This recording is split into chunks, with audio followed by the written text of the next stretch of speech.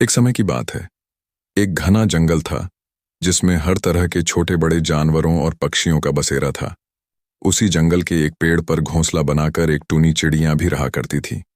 एक दिन उस जंगल में भीषण आग लग गई। समस्त प्राणियों में हाहाकार मच गया। सब अपनी जान बचाकर भागने लगे। टूनी चिड़िया जिस पेड़ पर रहा करती थी वह भी आग की चपेट में आ गया था। उसे भी अपना घोंसला छोड़ना पड़ा, लेकिन वह जंगल की आग देखकर घबराई नहीं। वह तुरंत नदी के पास गई और अपनी चोंच में पानी भरकर जंगल की ओर लौटी। चोंच में भरा पानी आग में पानी छिड़ककर वह फिर नदी की ओर गई। इस तरह नदी से अपनी चोंच में पानी भरकर बार बार वह जंगल की आग में डालने लगी। जब बाकी जानवरों ने उसे ऐसा करते देखा तो हंसने लगे और बोले, अरे चिड़िया रानी, ये क्या कर रही हो?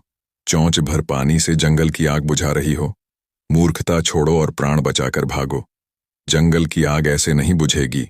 उनकी बातें सुनकर टूनी चिड़िया बोली, तुम लोगों को भागना है तो भागो, मैं नहीं भागूंगी। ये जंगल मेरा घर है और मैं अपने घर की रक्षा के लिए अपना पूरा प्रयास करूंगी, फिर कोई मेरा साथ दे न दे। टूनी चिड़िया की बात सुनकर सभी जानवरों के सिर शर्म से झुक गए। उन्हें अपनी गलती का एहसास हुआ। सबने टूनी चिड़िया से क्षमा मांगी और फिर उसके साथ जंगल में लगी आग बुझाने के प्रयास में जुट गए। अंततः उनकी मेहनत रंग लाई और जंगल में लगी आग बुझ गई। इस कहानी से हमें ये सीख मिलती है, विपत्ति चाहे कितनी ही बड़ी क्यों न हो, बिना प्रयास के कभी हार नहीं मानना चाहिए। एक शहर में एक बहुत बड़ा मकान था। उस मकान में चूहों ने डेरा जमा रखा था। जब भी मौका मिलता वे अपने अपने बिलों से निकलते और कभी खाने की चीज़ों पर अपना हाथ साफ करते तो कभी घर की अन्य चीज़ें कुतर देते। उनका जीवन बड़ा मज़े से बीत रहा था। इधर मकान मालिक चूहों से तंग आ चुका था, इसलिए वह एक बड़ी सी बिल्ली ले आया। अब वह बिल्ली उसी घर में रहने लगी। बिल्ली के आने से चूहों का जीना हराम हो गया। जो भी चूहा बिल से निकलता वह उसे छट कर जाती। चूहों का बिलों से निकलना मुहाल हो गया। वे दहशत के माहौल में जीने लगे। बिल्ली उनके लिए एक बहुत बड़ी समस्या बन गई थी। समस्या से निजात पाने का उपाय निकालने के लिए एक दिन चूहों की सभा बुलाई गई। सभा में सभी चूहे उपस्थित हुए। सभा की अध्यक्षता कर रहे चूहे ने सबको संबोधित करते हुए कहा, साथियों, आप सब जानते ही हैं कि हम लोग बिल्ली रूपी बहुत बड़ी समस्या से जूझ रहे हैं। वह रोज हमारे किसी न किसी साथी को मारकर खा जाती है। बिलों से निकलना मुश्किल हो गया है, लेकिन इस तरह हम कब तक बिल में छुपकर रहेंगे? भोजन की व्यवस्था के लिए तो हमें बिल से बाहर निकलना ही होगा। यह सभा इसलिए आयोजित की गई है ताकि इस समस्या का समाधान निकाला जा सके। आपके सुझाव आमंत्रित हैं। आप एक एक कर अपने सुझाव दे सकते हैं। एक एक कर सभी चूहों से इस समस्या पर अपनी अपनी सोच के हिसाब से सुझाव दिए, लेकिन किसी भी उपाय पर सब एकमत नहीं हुए। तब अंत में एक चूहा उठा और चहकते हुए बोला, मेरी दिमाग में अभी अभी उपाय आया है। क्यों ना हम बिल्ली के गले में एक घंटी बांध दें? इस तरह बिल्ली जब भी आसपास होगी उस घंटी की आवाज से हमें पता चल जाएगा और हम वहां से भाग जाएंगे। कहो कैसा लगा उपाय? सारे चूहों को ये उपाय बहुत पसंद आया। वे खुशी में नाचने और झूमने लगे, मानो उनकी समस्या का अंत हो गया हो। तभी अनुभवी चूहा खड़ा हुआ और बोला, मूर्खों, नाचना गाना बंद करो और जरा ये तो बताओ कि बिल्ली के गले में घंटी कौन बांधेगा? ये सुनना था कि चूहों का नाचना गाना बंद हो गया। बिल्ली के गले में घंटी बांधना अपनी जान से हाथ धोना था। कोई इसके लिए तैयार नहीं हुआ।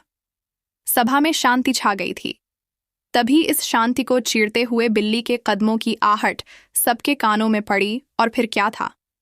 सब सिर पर पैर रखकर अपने अपने बिलों की ओर भाग खड़ा हुए। इस कहानी से हमें ये सीख मिलती है, योजना बनाने का कोई औचित्य नहीं यदि उसे लागू न किया जा सके। वन में घने वृक्ष की शाखा में घोंसला बनाकर गौरैया का जोड़ा रहा करता था। वर्षों से वे वहां सुख का जीवन व्यतीत कर रहे थे। ठंड का मौसम था। गौरैया का जोड़ा अपने घोंसले में बैठा आराम कर रहा था। तभी अचानक ठंडी हवा के साथ बारिश प्रारंभ हो गई। ऐसे में कहीं से एक बंदर आया और उस डाल पर बैठ गया जहां गौरैया के जोड़ों का घोंसला था। बंदर ठंड से ठिठुर रहा था। ठिठुरन के कारण उसके दांत किटकिटा रहे थे। बंदर के दांतों की किटकिटाहट सुन गौरैया ने अपने घोंसले से बाहर झांक कर देखा। बंदर को बारिश में भीगता देख वह स्वयं पर नियंत्रण नहीं रख पाई और पूछ बैठी, कौन हो तुम? इतनी बारिश में यहां इस डाल पर क्या कर रहे हो? क्या तुम्हारा कोई घर नहीं? गौरैया की बात सुन बंदर चिढ़ गया, किंतु उस समय वह किसी बात का उत्तर नहीं देना चाहता था। वह चुप रहा। बंदर को चुप देख गौरैया का हौसला बढ़ गया और लगी वह अपनी सलाह देने। लगता है तुम्हारा कोई घर नहीं, तभी इस बरसात में भीग रहे हो। तुम्हारा चेहरा तो मानव जैसा है, शरीर से भी हृष्ट पुष्ट लगते हो। ऐसे में अपना घर बनाकर क्यों नहीं रहते? अपना घर न बनाना मूर्खता है, उसका फल देखो। तुम बारिश में बैठे ठिठुर रहे हो और हमें देखो, हम सुख से अपने घोंसले में बैठे हैं। ये सुनना था कि बंदर क्रोध में लाल पीला हो गया। उसने गौरैया के घोंसले को तोड़ दिया। मूर्ख को परामर्श देने का फल गौरैया को मिल गया था। इस कहानी से हमें ये सीख मिलती है, परामर्श उसे दो जिसे वास्तव में उसकी आवश्यकता हो, वह उसका मूल्य समझेगा। मूर्ख को परामर्श देने पर हो सकता है उसके दुष्परिणाम भोगने पड़ा। एक वन में बरगद के पेड़ की ऊंची डाल पर एक घोंसला था जिसमें गौरैया का जोड़ा रहता था। दोनों दिन भर भोजन की तलाश में बाहर रहते और शाम ढले घोंसले में आकर आराम करते थे। दोनों खुशी खुशी अपना जीवन यापन कर रहे थे। मौसम आने पर गौरैया ने अंडे दिए। अब उसका पति भोजन की तलाश में जाता और वह घोंसले में रहकर अंडों को सेती और उनकी देखभाल करती थी। वे दोनों बेसब्री से अंडों में से अपने बच्चों के बाहर निकलने की प्रतीक्षा कर रहे थे। गौरैया का पति भोजन की तलाश में गया हुआ था। तभी एक मदमस्त हाथी उस वन में आ गया और उत्पात मचाने लगा।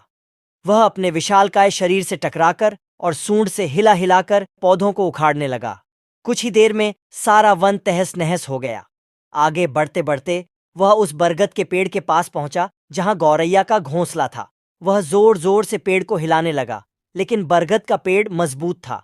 हाथी उसे गिरा नहीं पाया, लेकिन इन सब में गौरैया का घोंसला टूटकर नीचे गिर पड़ा और उसके सारे अंडे फूट गए। अपने बच्चों की मृत्यु पर गौरैया विलाप करने लगी। जब उसका पति वापस लौटा तो गौरैया ने रोते रोते उसे हाथी की करतूत के बारे में बताया। वह भी बहुत दुखी हुआ। दोनों प्रतिशोध की आग में जल रहे थे और हाथी को सबक सिखाना चाहते थे, लेकिन हाथी जैसे विशालकाय जीव के सामने उन जैसे निरीह प्राणियों का क्या बस चलता। उन्हें अपने मित्र वुडपेकर की याद आई और वे उसकी सहायता लेने का पहुंच गए। वुडपेकर के दो मित्र थे, मधुमक्खी और मेंढक। वे दोनों भी गौरैया के जोड़ा की सहायता को तैयार हो गए।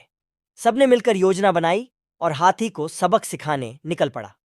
पूरे वन को तहस नहस करने के बाद हाथी एक स्थान पर आराम कर रहा था। उसे देख योजना अनुसार मधुमक्खी ने उसके कानों में अपनी स्वलहरी छेड़ दी। हाथी स्वर लहरी में डूबने लगा ही था कि वुडपेकर ने उसकी दोनों आंखें फोड़ दी। हाथी दर्द से चीख उठा। इधर हाथी के अंधे होते ही कुछ दूरी पर मेंढक टर्र टर्र करने लगा। मेंढक के टर्राने की आवाज सुनकर हाथी ने सोचा कि अवश्य ही कुछ दूरी पर तालाब है। वह मेंढक की आवाज की दिशा में बढ़ने लगा। योजना अनुसार मेंढक एक दलदल के किनारे बैठा टर्रा रहा था। हाथी तालाब समझकर दलदल में जा घुसा और फंस गया। दलदल से निकलने का भरसक प्रयास करने के बाद भी वह सफल न हो सका और उसमें धंसता चला गया। कुछ ही देर में वह दलदल में समा गया और मर गया। इस तरह जैसे गौरैया ने अपने मित्रों की सहायता से हाथी से अपने बच्चों की मौत का प्रतिशोध ले लिया। इस कहानी से हमें यह सीख मिलती है, एकजुटता में बड़ी शक्ति होती है। एकजुट होकर कार्य करने पर कमजोर से कमजोर व्यक्ति भी बड़ा से बड़ा कार्य संपन्न कर सकता है।